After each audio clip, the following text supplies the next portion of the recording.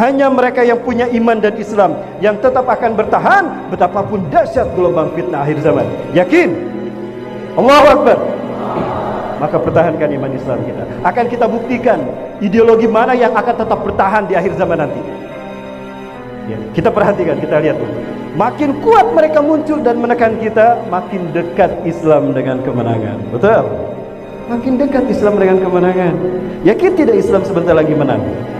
Yakin. Munculnya mereka tanda kemenangan kita.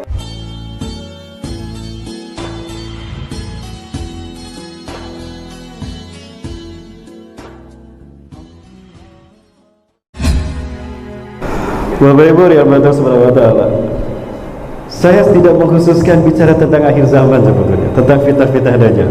Tapi banyak sekali peristiwa-peristiwa propaganda dan fitnah yang mengancam keselamatan dunia, wabil khusus umat Islam. Wabil khusus umat Islam. Hal ini yang membuat saya harus bicara. Hal ini yang membuat saya harus membongkar semua fakta-fakta tadi, betapapun beresiko. Saya ambil resiko itu. Kenapa demikian? Karena pahalanya besar. Pahalanya besar. Jangankan berjuang dengan nyawa kita, menghidupkan sunnah saja di zaman sekarang, itu pahalanya 100 kali mati syahid.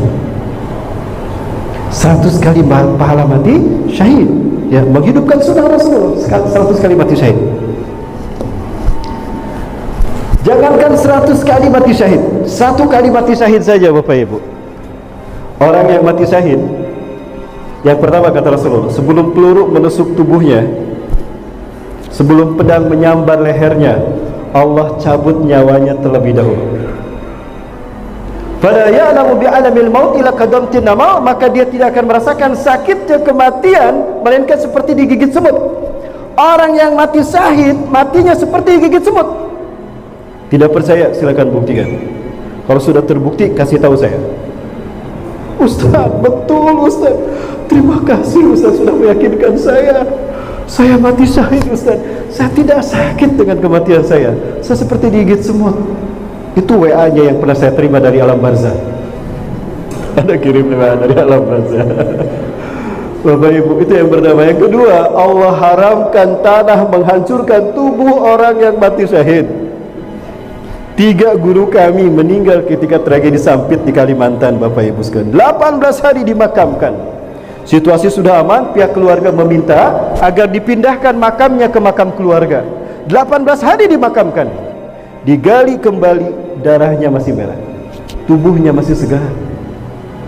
Padahal sudah 18 hari.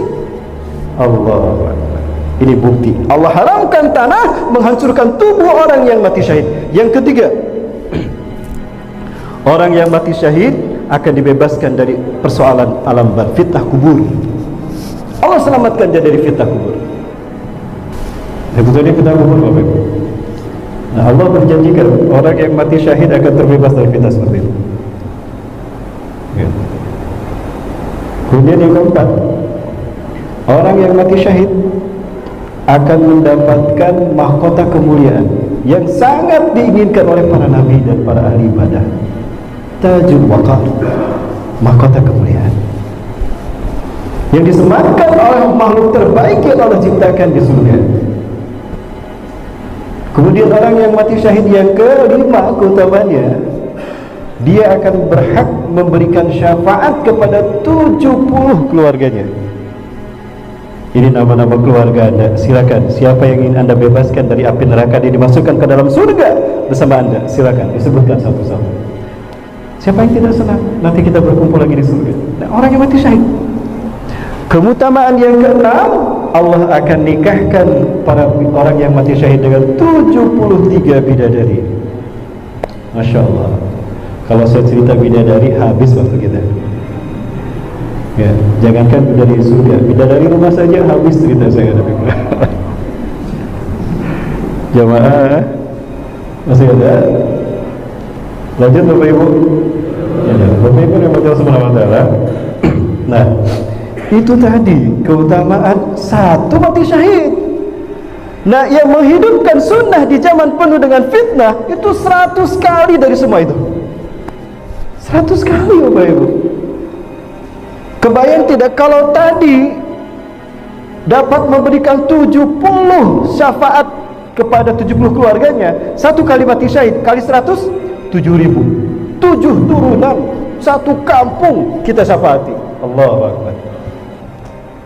Kalau tadi bidadarinya 73 untuk yang mati syahid, lalu bagaimana dengan yang 100 kali lagi? Lebih baik 7.300. Gimana menggilirnya, Pak? Gimana kita menggilirnya? Ini keutamaan menghidupkan sunnah di akhir zaman. Kok aneh yang mengamalkan begini dihalang-halangi? Kenapa pahalanya begitu besar, Ustaz? Karena tantangannya besar. Ya, seperti sekarang ini. Tantangannya besar. Kita berhadapan dengan mereka yang memegang kekuasaan. Karena takut, dikira kita takut mengambil kekuasaan mereka. Tidak. Kalau kami ambisi dengan kekuasaan 411 selesai itu. Betul? Reformasi 98 sedikit yang menggoyang istana. Betul? Berhasil jatuhkan Orde Baru hanya dengan berapa orang? 411 jutaan kali lebih banyak. Jika istana yang kami inginkan 411 selesai.